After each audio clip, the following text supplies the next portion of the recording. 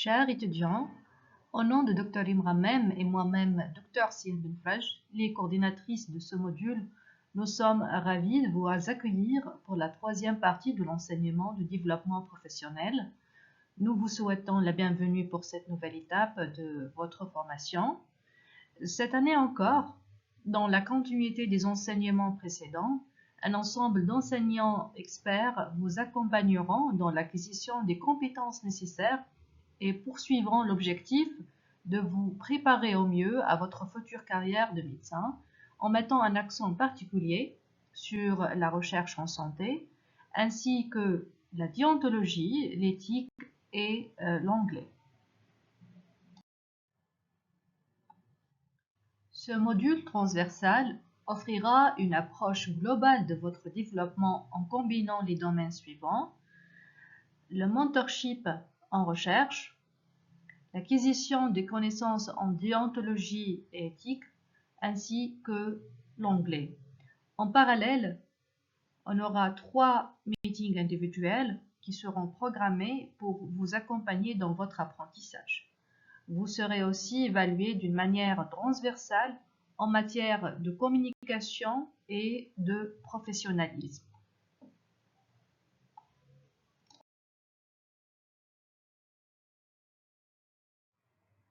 Concernant le premier domaine, le mentorship en recherche, c'est la continuité de travail fait en DP2, qui était l'élaboration d'un questionnaire. Vous souvenez-vous de votre questionnaire en DP2? C'était le premier pas vers la recherche. Le mentorship de DP3 vous permettra de transformer ce projet en une véritable étude. C'est une continuité logique de votre travail en développement professionnel 2. Cette année, l'objectif est de transformer votre questionnaire en un véritable outil de recherche et de collecte de données et d'analyse scientifique. Nous allons vous accompagner aussi pour maîtriser les techniques de rédaction scientifique afin de présenter vos résultats de manière claire, concise et convaincante et développer un esprit critique face aux données.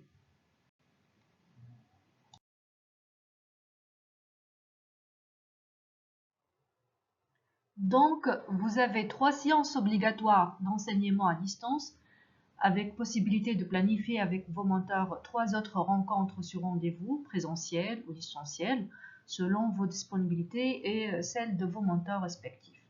Aussi, vous avez 3 séances de meeting individuels, durant lesquelles chaque apprenant aura une rencontre individuelle avec le mentor de groupe. Cette rencontre sera une occasion pour discuter des sujets concernant le vécu de l'expérience lors du tutoriel de DP3 et dans vos parcours en général. Qu'est-ce que c'est bien passé? Qu'est-ce qui s'est mal passé? Pourquoi les choses se sont-elles passées de la sorte? Que vous allez faire pour améliorer la prochaine fois? À la fin, un symposium sera organisé durant lequel vos groupes vont présenter leurs projets devant un jury qui vont évaluer et noter vos travaux. À noter que le dernier meeting individuel aura lieu après le symposium pour discuter l'expérience de cette rencontre scientifique.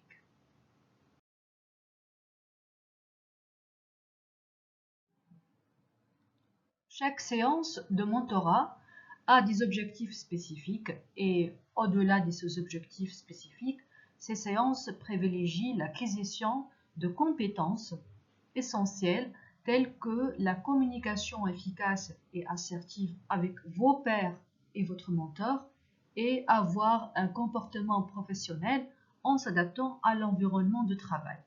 Ces acquis vous permettront de vous développer tant sur le plan personnel que professionnel. Grâce à l'accompagnement personnalisé de votre mentor, vous apprendrez à tirer le meilleur parti de vos forces et à surmonter vos défis.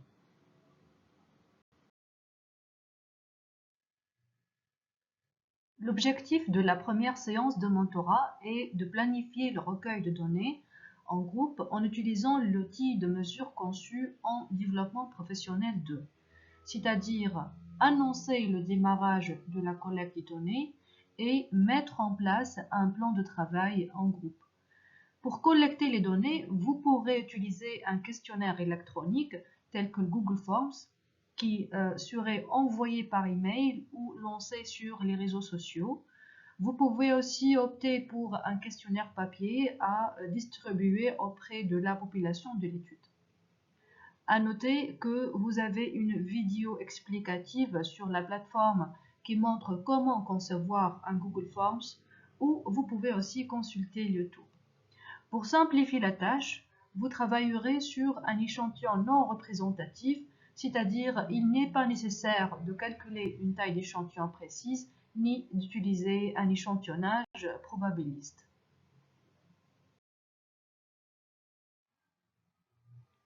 L'objectif de la deuxième séance de mentorat est d'approfondir vos compétences en analyse de données statistiques afin de répondre aux questions de recherche.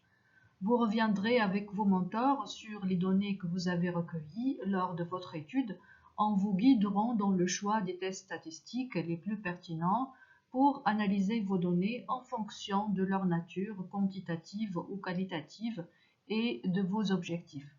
Vos mentors vous accompagneront dans l'utilisation de logiciels statistiques tels qu'Excel, SPSS ou PSPP pour réaliser vos analyses et vous aideront à interpréter les résultats de vos analyses statistiques. Lors de la troisième séance de mentorat, vos mentors vous apprendront à rédiger votre rapport d'enquête selon les normes de la rédaction scientifique. Vous pouvez choisir la présentation du rapport sous forme de poster ou d'un article scientifique. Par ailleurs, ceux qui auront choisi l'article n'ont pas besoin de présenter leur travail pendant le symposium.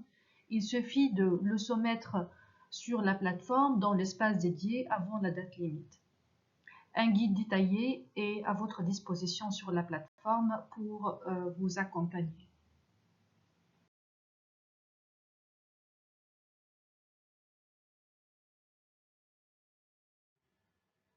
L'évaluation finale des travaux de recherche sera faite durant un symposium qui est l'occasion de rencontres scientifiques pour présenter vos résultats de recherche sous forme de poster avec une évaluation par un jury d'experts. La note donnée fait partie de la note globale de mentorship en recherche et de DP3.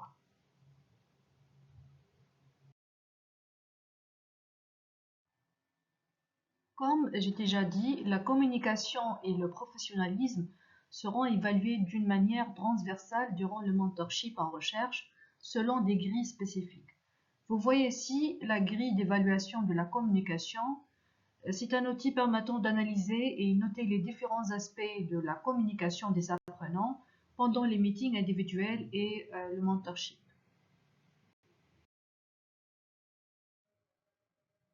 Le professionnalisme sera évalué par le mentor de groupe en utilisant cette grille en 7 items.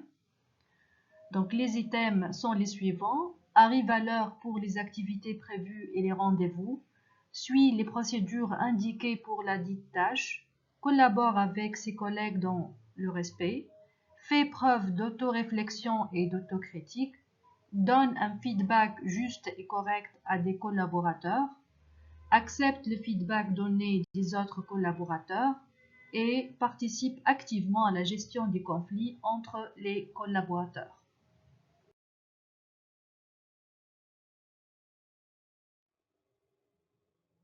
Pour vous aider à optimiser votre parcours, nous vous proposons 3 rendez-vous individuels obligatoires présentiels. L'entrevue avec chaque apprenant dure à peu près 8 minutes. S'il y a des étudiants absents, on les contacterait pour une remédiation avant la date du deuxième meeting. Si l'étudiant absent ne répond pas, il aura un 0 pour l'évaluation de cette séance. Par le biais de ces 3 réunions, vous avez l'opportunité de bénéficier d'un accompagnement personnalisé qui prend en compte vos besoins spécifiques et vos objectifs d'apprentissage avec une analyse de votre situation. Comment vous gérez votre travail et vos objectifs, comment vous gérez vos relations avec les autres, avec les collègues et les supérieurs dans le travail, comment vous jugez votre fonctionnement, qu'est-ce que s'est bien passé, qu'est-ce qui ne marche pas, pourquoi la situation est passée de la sorte et que vous allez faire pour améliorer la prochaine fois. Les meetings individuels constituent également une occasion d'instaurer un climat de collaboration et de coopération essentiel pour un apprentissage efficace et enrichissant. Au cours des meetings, le tuteur oriente et évalue le discours selon la grille à gauche. Après chaque meeting individuel, chaque étudiant rédige une réflexion à évaluer par le tuteur selon la grille à droite en bas. Le récit doit occuper au maximum 200 mots. Il doit être remis obligatoirement sur la plateforme maximum 10 jours après la date de l'entrevue. Tout travail non remis sous ces conditions ou copié est considéré comme non fait et sera redevable d'une remédiation à la session de rattrapage. Cette réflexion comprend un résumé de la situation et de la discussion avec le tuteur et de votre bilan final. Quel type de retour reçu? Qu'est-ce qui est plutôt bien dans le retour? Quelle action nécessiterait plus d'attention et d'implication? Une analyse. Qu'est-ce que tu penses du retour que tu as eu? Les critères de l'évaluation de la réflexion sont la clarté de la rédaction, la pertinence de l'expérience de l'apprentissage discuté, l'interconnexion avec les objectifs personnels et la capacité d'autocritique.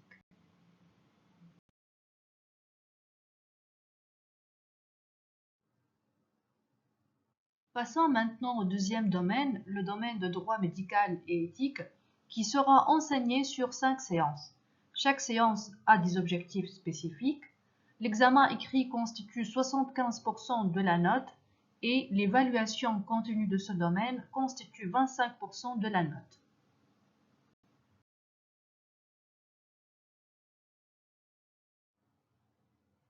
Le troisième domaine, l'anglais, sera enseigné sur 10 séances. Votre promotion sera divisée en deux. Chaque moitié participera à cet enseignement pendant le bloc 1 ou le bloc 2. Vous pouvez consulter le syllabus spécifique de ce domaine qui est disponible sur la plateforme. Les sujets d'apprentissage incluent le système nerveux, la dermatologie, la déontologie et la psychiatrie. L'évaluation se fera à travers un examen écrit pour 70% de la note et une évaluation continue pour 30% de la note. À noter aussi qu'il y avait un quatrième domaine, la culture organisationnelle, mais ce domaine n'a pas eu lieu l'année dernière, ni cette année non plus.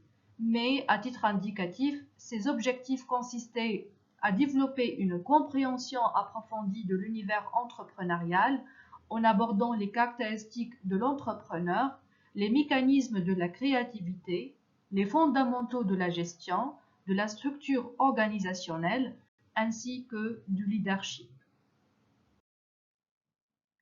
Donc, pour résumer, le programme d'apprentissage du développement professionnel 3 comprend 3 séances à distance obligatoires de mentorship en recherche et 3 rencontres facultatives de coaching selon vos besoins, dont les dates à fixer avec vos mentors respectifs, 5 séances de déontologie et éthique, ainsi que 10 séances d'anglais.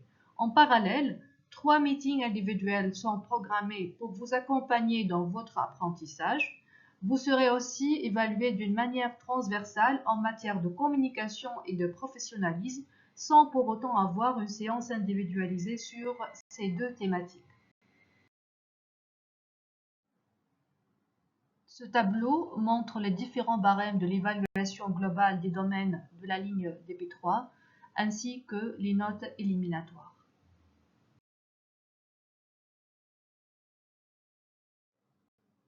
Merci et je vous souhaite plein de succès dans cette mission et dans vos parcours.